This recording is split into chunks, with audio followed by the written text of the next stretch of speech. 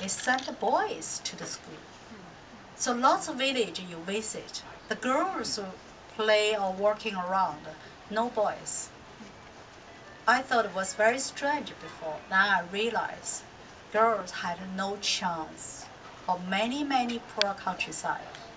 So no chance, no opportunity to go to the school. So this is why we're trying to do.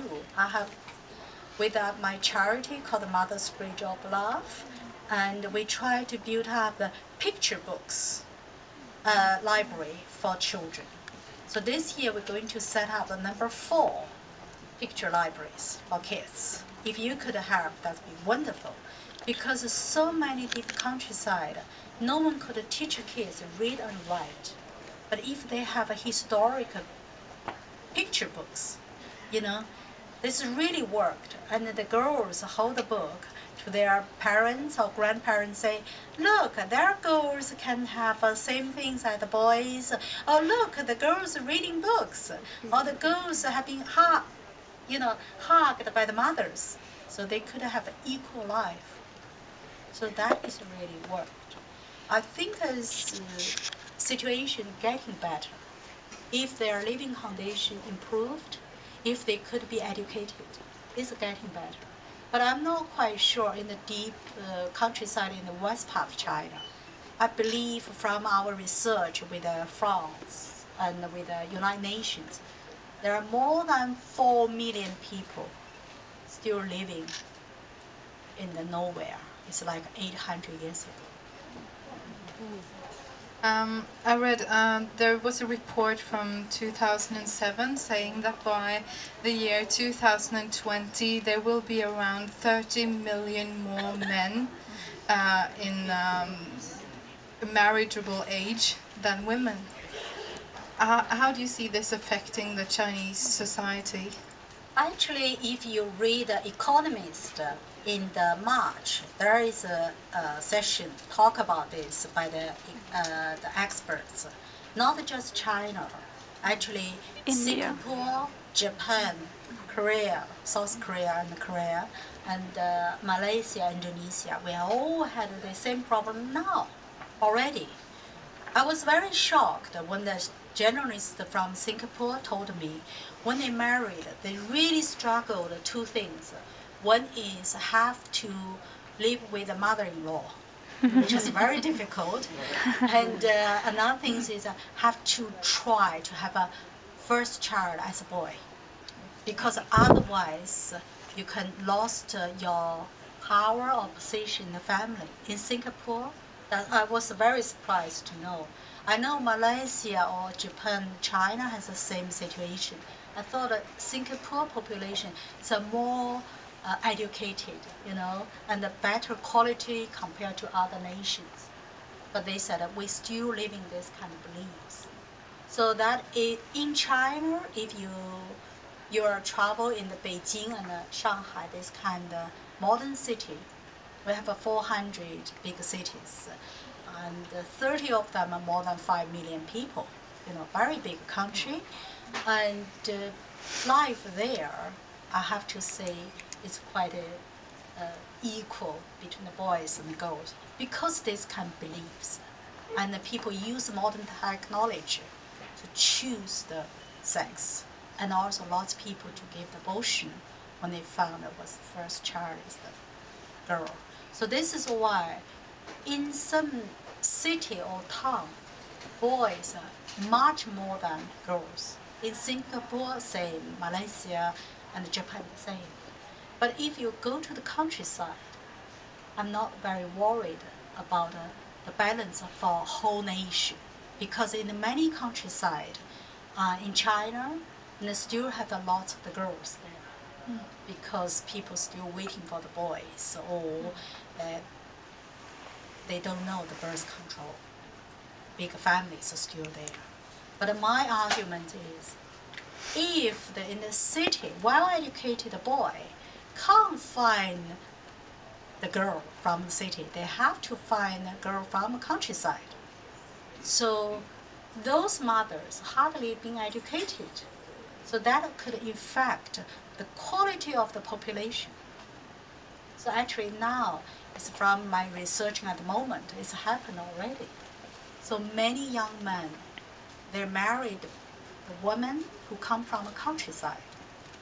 So for those mothers, they must be struggled how to deal with the cities or the mother-in-laws in the city's life. So I would say that's quite urgent for the government to realize that. You said you don't live in China yourself anymore. You moved to London, is it, in 1997? Why did you chose to leave China? Actually, in many people's eyes, I was a very successful journalist and a little bit well-known in my generation, above my generation, because the radio show was very popular, called 清风夜话 and Words on the Night Breeze. Before the 1995, lots of people knew that. And but for myself, I tell you the truth, I feel that I failed to many people. By 1997, actually by 1995, when Chinese people started having the telephone or television. Before that, very few families had a television in the countryside or in the small town. The mobile phone is a fast, industry for Chinese.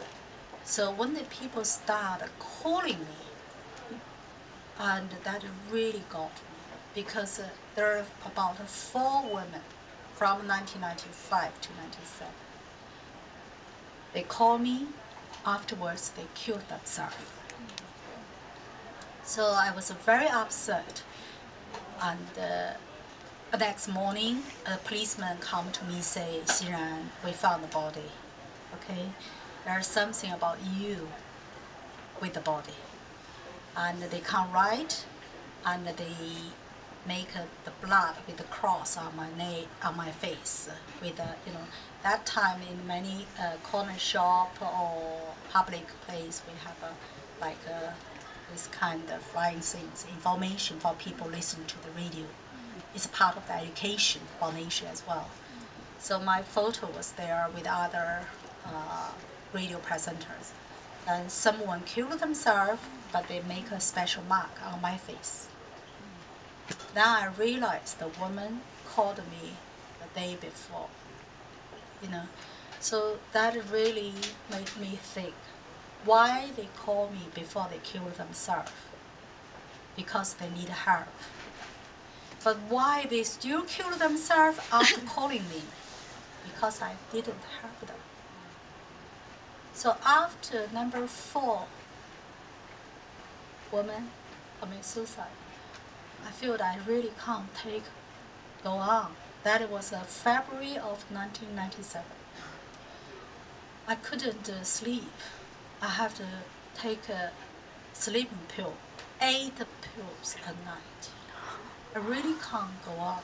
I was crazy, my hand was shaking. So the doctor said, Xinran, you should leave country, because you are just killing yourself. And the voice stayed with me all the time, and I feel so guilty about this. And I'm scared to pick up the phone. Someone called me, and I just said, please don't kill yourself. But sometimes, they just give you one sentence, they hang the phone. When you check back the number, that was public telephone, no one there. We work with the policeman very closely. So that I would become so scared. So that was the first reason. Second reason, I feel so empty. It's like a mobile, you run the charge, you need to recharge yourself. And another reason is my son, that time just reached education. The education system in China is so heavy to children. They have no chance to play, and from a Monday to Friday, they study every day and homework over 5 hours after school, all the way to 10 o'clock. For the age 6 or to 11, 12. Started like that.